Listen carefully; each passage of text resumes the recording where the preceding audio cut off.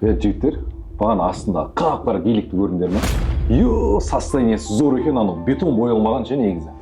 Астындағы елікті айтып отырсың ба? Иә. Қуаныштады болды ғой. Қойш! Еба, бауырым. Бауырым! Красавчик! Құтты болсын досым, Бөлексің, білген Че отырмын, айналып қайтпадық па? Көрікке не болсын, айтшы. Любой нәрсе қойып беремін. Не керек, бауырым, родной ғой бұл. Мәке, красавчик, осындай дәрежеге жететінін білген бе? Молодец, бауыр. Досым.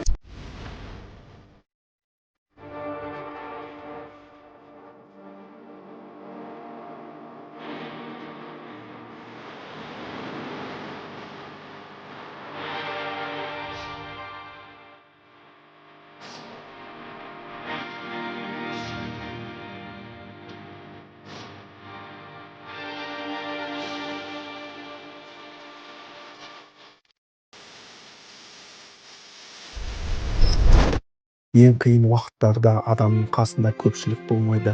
Сол сәтте кімнің шын дос, кімнің уақытша екенін өмірдің өзі көрсетеді. Құлағанында қол созатындар аз болады, ал сырттай күліп, үнсіз бақылап тұратындар одан да көп.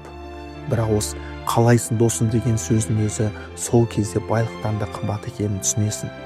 Ал адамның қолына дүние мен билік азап тисе болды, айналасында адамдар көбейеді. Бәрі дос сияқты, бәрі жанашырдай көрінеді. Бірақ бұл саған деген құрмет емес, сенің байлық пен мансабыңа деген құрмет. Сонда бір қарапайым ақиқат анықталады.